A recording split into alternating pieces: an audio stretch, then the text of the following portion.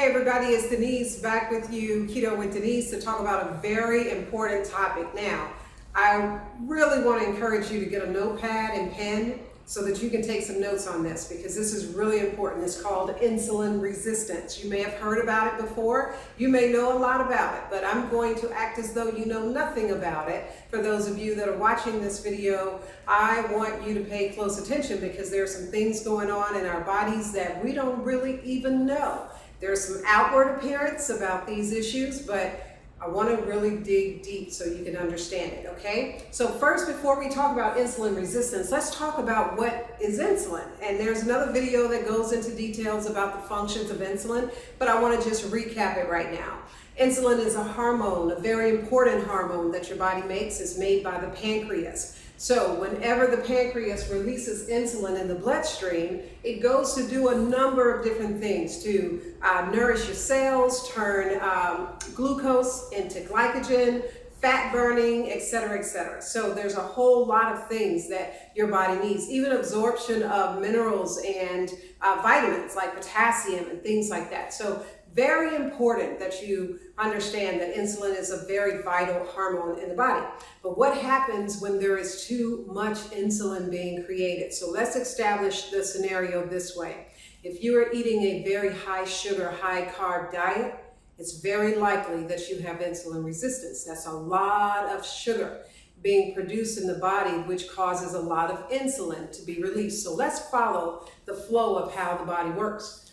The pancreas creates insulin. We said that. It's sent through the bloodstream. And if there is too much insulin, because you've eaten high sugar, high carb foods, there are cell receptors that will block that insulin. It's supposed to be coming in right here, but it gets blocked and the cells cannot absorb or take in that insulin. And that's a problem. It's a problem on one hand, but it's really a good thing that your cells are rejecting it, because too much insulin in the body, it's deadly. So there's different levels and stages of insulin resistance. Some people, you may be completely blocked, meaning there's no insulin getting in. And some people may have partial blocks. It might be 20% block, 80% block, but it's not getting enough of what it needs. So in essence, when it is blocked to whatever degree, that cell receptor notes that it's going to block it. Excess insulin will be stored as fat, and their cells don't receive the nutrients and all the other functions that that insulin is supposed to do. So what happens now? The cell receptors send what's called the feedback loop, because there's a two-way conversation going on with the hormones, right? So the cell receptors that didn't get that insulin will send that feedback loop back to the pancreas saying, I did not get that insulin. I have low insulin state going on right now. So what do you think the pancreas is going to do at that moment when that signal is given back? You guessed it, it's going to create more insulin. And now we have an even bigger problem. We started with too much insulin.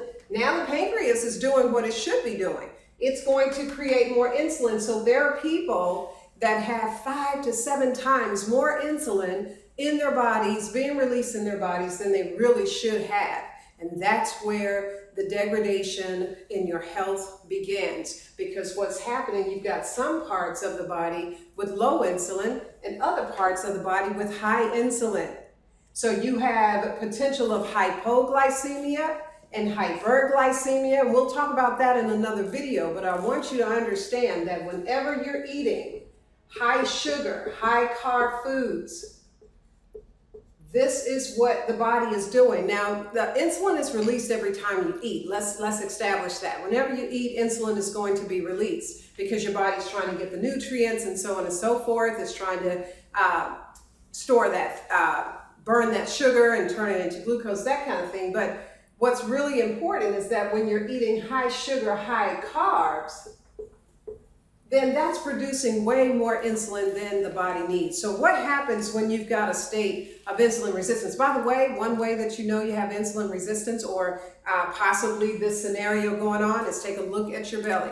If you have an extended or protruding belly, it is very likely that you are dealing with a situation of insulin resistance. And by the way, your glucose levels could read normal. When you go to your doctor and have your blood work done, or even have a glucose tolerance test done, they may come back normal.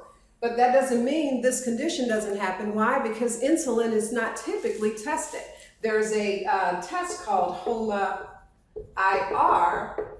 that tests for insulin resistance. And that's when you're going to know what state your body is actually resistant. Some people request and have it done, but it's not regularly done. So what happens, this goes on for a period of time. This could take years before it manifests itself into high blood sugars. And then, of course, the diabetes begins and some of these other things. But keep in mind, what's happening in the meantime is the body is already struggling.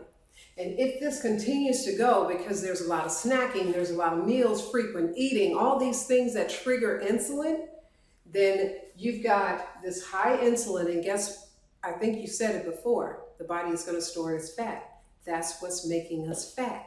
And that's what's also keeping us from losing weight, because one of the functions of insulin is to burn fat. And if it can't even get into the cells to do what it needs to do, then you're just going to continue to get bigger and bigger. I know this firsthand because I tried a number of different things to lose weight, and it wasn't until I started addressing insulin resistance and bringing down the carbs and the sugars and changing my diet that this thing began to reverse. No more high blood pressure, because high blood pressure is one of the onset impacts of insulin resistance. And then the list goes on and on. We covered that in a different video. I talk about that, all the different chronic illnesses that insulin resistance can cause. But what I want you to understand, if you take away anything from this discussion, first understand insulin resistance. The body is blocking insulin, or the cells are blocking insulin to some degree. It could be 100% block or some derivative of that. But the fact that you're not getting the insulin that your body needs, that means that really, in some cases, your cells could be starving, literally starving. You're eating, but your cells are starving because they're not getting the nutrients. And you want to hear something else that's really interesting? Because the cells are not getting the insulin that it needs, the results of that, you wonder why you're having cravings for sugar and carbs? This is one reason. You want to know why you're hungry and never satisfied? Meaning you just ate 2 hours ago, but yet you're ready to nibble on something else, or that afternoon urge, like 3 o'clock or so, 2:30, 3 o'clock, you need something sweet or a snack. Insulin resistance could be at work there. And then, of course, weight gain, especially the belly fat, which we talked about. So these are things that we're going to go into detail about insulin resistance in some of the other videos. This is just the basics so that you understand pretty much when you hear the term insulin resistance, what that really means. So right now, what I want you to really begin to think about is start making efforts to reduce the high sugar and carbs in your diet, so that you can begin to address this situation, okay? So that's all we have for you. Thank you for watching, and we'll see you on the next video.